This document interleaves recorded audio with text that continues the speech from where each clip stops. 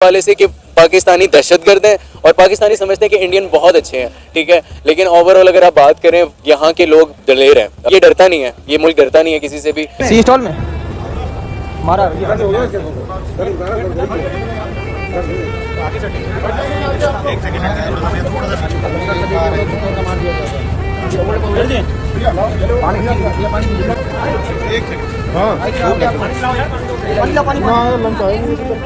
लगाइए भाई।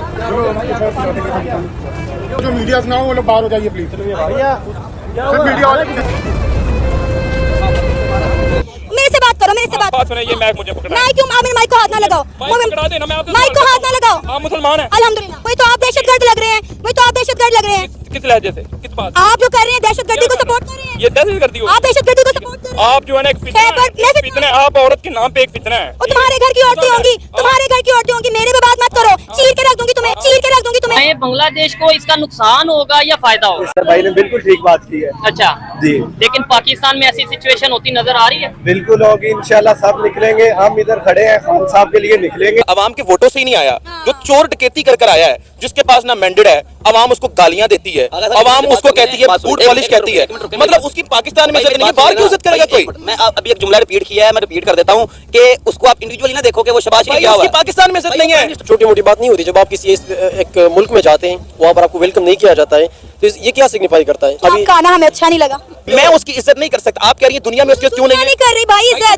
दुनिया ही उसकी इज्जत नहीं कर रही। अफगानिस्तान के पास कोई जदीद हथियार थी और कलमे का ताकत था। तालिबान अमेरिकी सुपर पावर को जो आज भी हम लोग मानते हैं, आज भी ये बैंड के लौड़ी जो है ना मानते हैं, ठीक है। ये बताएं, 4 जंगें हुई हैं, कितनी जंगें हम जीते हैं उनसे?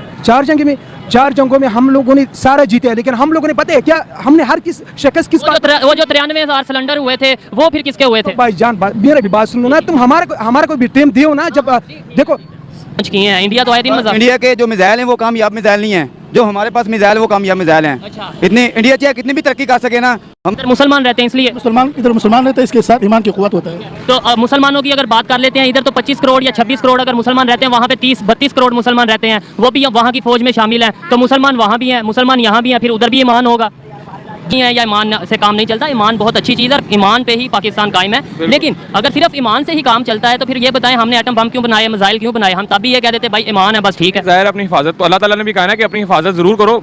हम कभी मौका आया, ऐसा मौका बना तो बताएंगे उनको। ठीक है। पहले जो 4 दफ़ा मौका बना था उसमें आपको पता है कितनी दफ़ा हमने उन्हें बता सके या वो हमें बता सके? 4 दफ़ा जंग हुई है उनके साथ, आपको पता है कितनी दफ़ा हम जीते हैं? लेकिन उनको शर्मिंदगी हुई है।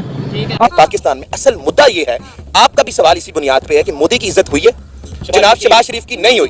द पॉइंट इज दैट कि उसको पाकिस्तान में इस वक्त नहीं पसंद किया जा रहा। अच्छा, मोदी का इस्तेमाल करने वाले कौन लोग हैं? इंडियंस, अमेरिकन, इंडियंस है। अमेरिका वाले तो नहीं है ना? अमेरिका वाले भी थे, लेकिन इंडियंस बहुत बड़ी तादाद, बड़ी तादाद में। मेन मुद्दा ये है, पाकिस्तान में ओवरसीज पाकिस्तानी नहीं है क्या? है। वो क्यों नहीं आए? मैं वही आपको वजह समझा रहा हूँ, क्योंकि वो उससे वज़ीर आज़म मानते ही नहीं है। अब हम अफगान जो वॉर में शामिल थे, तो तब अमेरिका भी जो है वो हमें बड़ा नवाजता था, हमें बुलाता था, हमें सब कुछ करता था।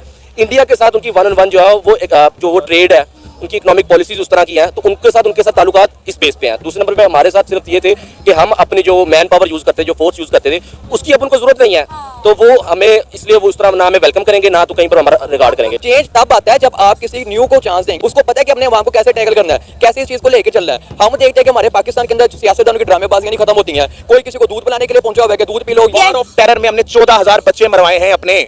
और जब एक साबिक जर्नल से ये सवाल किया गया कि ड्रोन अटैक में आपको क्या लगता है, तो उसने बड़ी बेशर्मी के साथ जियो पे बैठते हुए हामिद मीर साहब के जियो के शो में बैठते हुए कहा कि जनाबे आला हमें कोई कबाहत नहीं है ड्रोन अटैक करने में। बच्चे मर रहे थे, हमारे लोग मर रहे थे कबाइल के ऊपर, और उनको कोई कबाहत महसूस नहीं हो रही थी। इंडिया के साथ ताल्लुकात इसलिए खराब नहीं हुए क्योंकि उन्होंने जो है ना, इनकी जो प्राइम मिनिस्टर थी हसीना, जो भी है शेख हसीना, ठीक है, वाजिद, उसको उन्होंने वहाँ पे लैंड नहीं करने दिया। The first step from the India, ये स्टेटमेंट है उनकी कि हम तुम्हें यहाँ पे नहीं रख सकते, ठीक है, बिकॉज हमारे बांग्लादेश का ताल्लुकात खराब हो जाएंगे, बिकॉज दे आर इन्वेस्टिंग लेकिन 3 दिन से वो इंडिया में ही मौजूद है ना? नहीं, अभी वो बाहर, आपको किसने कहा है? नहीं, इंडिया में मौजूद है। नहीं, वो इंडिया में नहीं है सर, वो किसी और कंट्री में उसी टाइम चली गई थी। उसको बुलाया इंडिया के एक बहुत बड़े पॉलिटिशियन ने है, हाँ, अजय डोभाल, जो के उनके मतलब नेशनल सिक्योरिटी थी, ट्विटर के ऊपर जिसकी फोन कॉल थी। अच्छा। कि इसको सही सलामत ठीक है, इसको यहाँ इंडिया पहुंचाया पे जाए। मुंतकिल करें, ठीक है। लेकिन इंडिया में स्टे नहीं हुआ उसका। Bangladesh versus India first day का मैच सिर्फ 35 ओवर का हुआ और सिर्फ 3 खिलाड़ी पवेलियन लौटे। इसके ऊपर बहुत बहस हो रही है कि क्या रोहित शर्मा ने टॉस जीत के पहले बॉलिंग का फैसला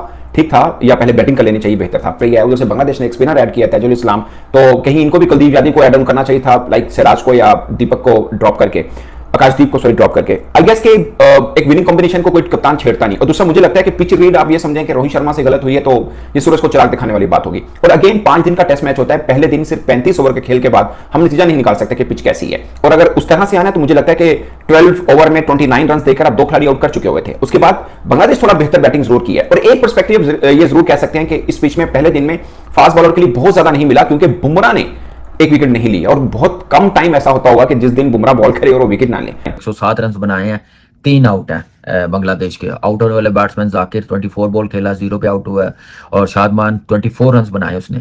और आप देखें कि 24 रन, 20 रन, 25 रन कितना मुश्किल होते हैं टेस्ट क्रिकेट में एज ओपनर। आप मुश्किल टाइम निकाल लेते हैं, मुश्किल बॉलिंग खेल लेते हैं, वर्ल्ड क्लास बॉलर्स को आप सर्वाइव कर लेते हैं, बुमराह को। तो फिर इस 24 रन को आप 50 की तरफ, 70-80 की तरफ कन्वर्ट करें।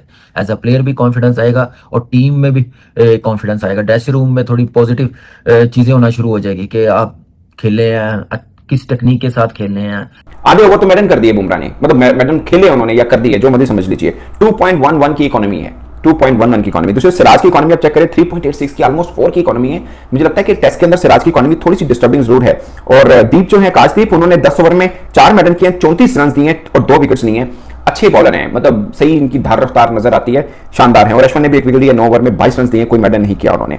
तो कुल मिलाकर 35 ओवर्स का खेल हुआ है और शांतो ने थोड़ी बेहतर बैटिंग की। मोमिनुल हक अभी भी पिच पर खड़े हैं।